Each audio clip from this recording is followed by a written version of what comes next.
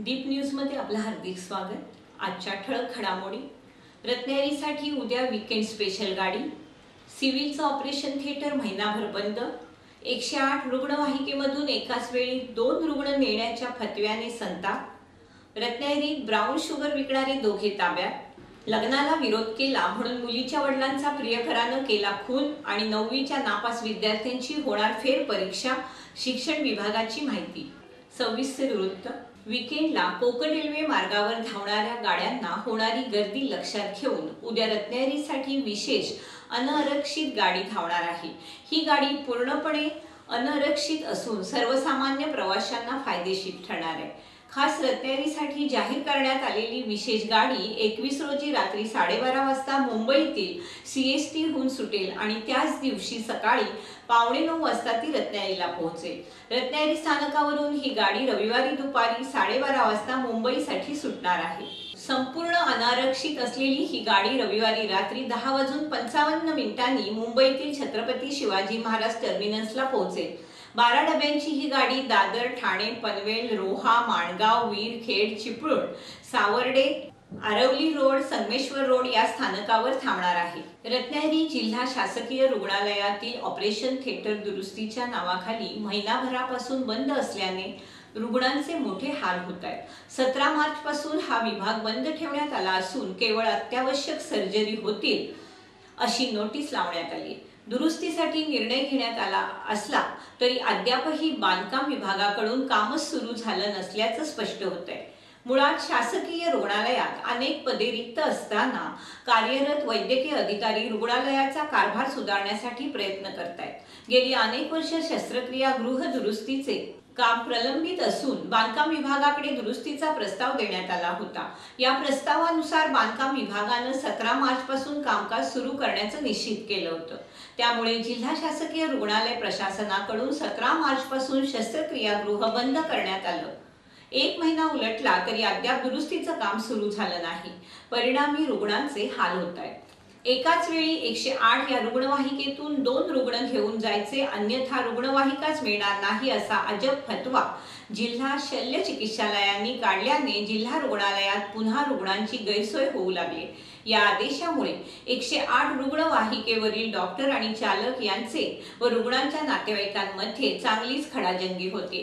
महामार्गावर अपघात असो अथवा ग्रामीण भागातून किंवा रुग्णालयातून एखादा रुग्ण पुढील उपचाराकरता हाय सेंटरला नेण्याकरता मोफत रुग्णवाहिका मिळावी यासाठी शासनानं 108 क्रमांकाच्या रुग्णवाहिका रस्त्यावर आणल्या। महामार्ग, जिल्हा रुग्णालय, ग्रामीण रुग्णालय, उपजिल्हा रुग्णालय अशा विविध ठिकाणी या रुग्णवाहिका तैनात केल्या। एका फोनवर रुग्णवाहिका रुग्ण घेण्याकरता दारात येते। या सुविधेमुळे आरोग्याचा प्रश्न काही अंशी सुटला होता। मात्र खुर्ची बदलली की कायदे देखील बदलतात। प्रत्येक वेळी खुर्चीतील अधिकारी आपल्या मनानुसार कायदा लागू करताना दिसून येतात। याचा प्रत्यय रुग्ण आणि नातेवाईकांना येऊ लागलाय। रत्नागिरी शहरातील धनजीनाका राहुल कॉलनी येथे अंमली पदार्थ विक्री करणाऱ्या अड्ड्यावर शहर पोलिसांनी छापा मारून 10.53 ब्राऊन शुगरसह दोघांना ताब्यात घेतले। उपविभागीय पोलीस अधिकारी गणेश इंगळे यांच्या आदेशानुसार कारवाई करण्यात आली। लोकसभा निवडणुकीच्या पार्श्वभूमीवर अंमली पदार्थ विक्री करणाऱ्या अड्ड्यावर छापा टाकण्याची कारवाई सुरू आहे। धनजी नाक्याजवळील राहुल कॉलनी येथे ब्राऊन शुगरची विक्री होत असल्याची माहिती उपविभागीय पोलीस अधिकारी गणेश इंगळे यांना मिळाली होती। त्यांनी शहर पोलीस स्थानकाचं पथक तयार करून राहुल कॉलनी येथे छापा टाकला। यावेळी त्या ठिकाणी नुजब, आसिफ मिरकर, उमाकांत सुर्वे हे दोघे ब्राऊन शुगरची विक्री करत असल्याचं निदर्शनास आलं। रत्नागिरी तालुक्यातील कोतोडे घारपुरीवाडी येथे गुरुवारी रात्री 2 वर्षापूर्वी दिलेले 10,000 रुपये परत केले नाहीत आणि लग्नाला नकार दिला म्हणून मुलीच्या वडिलांची गोळ्या घालून निर्घृण हत्या करण्याची घटना घडली। पोलिसांनी आरोपीला काही तासातच जेरबंद केलं असून त्याला 22 एप्रिलपर्यंत पोलीस कोठडी सुनावण्यात आली। वेतोशी गावात राहणारे भिकाजी कृष्णा कांबळे वय 43 हे गुरुवारी रात्री घरी निघाले असताना त्यांच्यावर गोळ्या झाडण्यात आल्या। त्यानंतर हल्लेखोर पळून गेला। पोलिसांना घटनेची माहिती कळताच यंत्रणा कामाला लागली। पोलिसांना संशयित आरोपी रत्नागिरी रेल्वे स्थानकावर आढळला। तो मुंबईत पळून जाण्याच्या प्रयत्नात होता। आरोपी ऋषिकेश विजय सनगरे वय 21 याला पोलिसांनी अटक केली। आरोपी ऋषिकेश सनगरे याचे भिकाजी कृष्णा कांबळे यांच्या मुलीसोबत प्रेम संबंध होते। तसेच काही वर्षापूर्वी आरोपी ऋषिकेश यानं त्यांना 10,000 रुपये दिले होते। त्यांनी ते पैसे परत केले नाहीत आणि लग्नाला विरोध केला। या रागातून भिकाजी कृष्णा कांबळे यांची गोळ्या घालून त्यानं हत्या केली। आरोपी ऋषिकेश सनगरे याला 22 एप्रिल पर्यंत पोलीस कोठडी सुनावण्यात आली। 10वीचा 100% निकाल लावण्याच्या उद्देशानं केवळ चांगली प्रगती असणाऱ्या विद्यार्थ्यांनाच परीक्षेला बसवण्यास शाळा प्रयत्नशील असतात। नापास होणाऱ्या विद्यार्थ्यांना 17 नंबरचा अर्ज भरून परीक्षेला बसवलं जातं किंवा अभ्यासात मागे पडणाऱ्या विद्यार्थ्यांना नापास करण्यात येतं। शिक्षण विभागानं 9वीच्या निकालाकडे लक्ष केंद्रित करून नापास विद्यार्थ्यांची फेरपरीक्षा घेण्याची सूचना केली आहे। गतवर्षी जून महिन्याच्या पहिल्या आठवड्यात 9वीच्या वर्गात नापास झालेल्या विद्यार्थ्यांची फेरपरीक्षा घेण्याचे आदेश वर्षभरापूर्वी शालेय शिक्षण विभागाच्या सचिवाकडून शाळांना बजावण्यात आले। मात्र या आदेशाची शाळांकडून गांभीर्यानं अंमलबजावणी न करता येरे माझ्या मागल्याप्रमाणे कामकाज सुरू आहे। नापास विद्यार्थ्यांच्या फेरपरीक्षा घेण्याबाबत शाळांना पुन्हा सूचना करण्यात आल्या असून सूचनांची अंमलबजावणी शाळांनी प्राधान्यानं करणं आवश्यक आहे। शिवसेना नेते केंद्रीय अवजड उद्योग मंत्री अनंतजी गीते, युवासेना महाराष्ट्र कार्यकारिणी सदस्य योगेश दादा कदम यांनी हनुमान जयंती निमित्त वैश्य हनुमान मंदिर येथे हनुमानाचं दर्शन घेतलं। यावेळी वैश्य समाज खेडकडून गीते साहेब व योगेश दादांचा पुष्पगुच्छ देऊन सन्मान करण्यात आला। वैश्य समाज खेड तालुका अध्यक्ष राज पाटणे, नागेश तोडकरी, बिपिन दादा पाटणे, मीनाद चिखले, शैलेश गांगण, निनाद गांधी, रविराज चिखले आणि सर्व वैश्य बांधव यावेळी उपस्थित होते।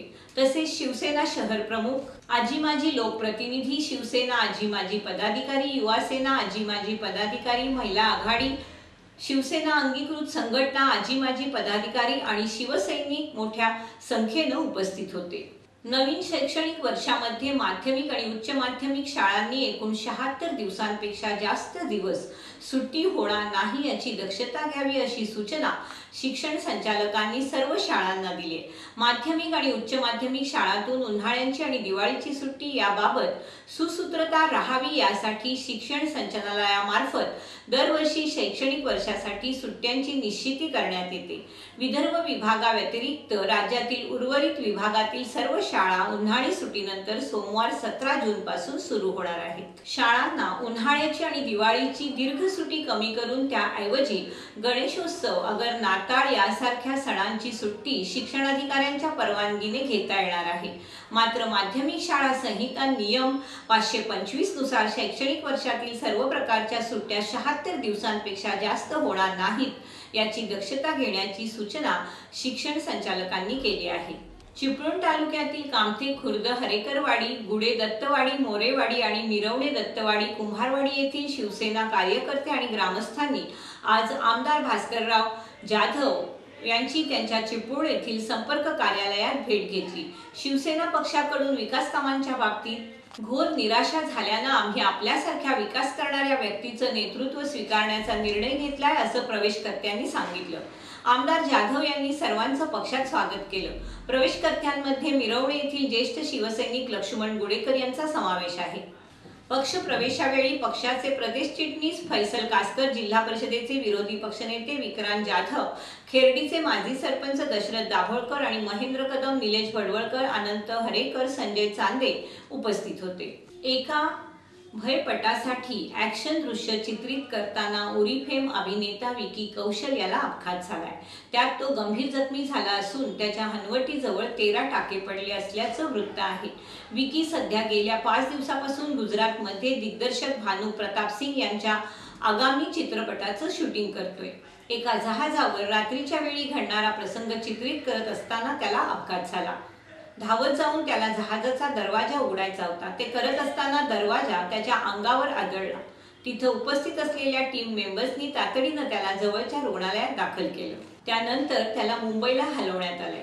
शहर पोलीस ठाण्याच्या कार्यक्षेत्रामध्ये दहशत निर्माण करून तसेच कायदा हातात घेऊन स्थानिक आणि शासनाच्या मालमत्तेस धोका निर्माण करणाऱ्या टोळीला जिल्ह्यातून 3 महिन्याकरता हद्दपार करण्यात आला आहे।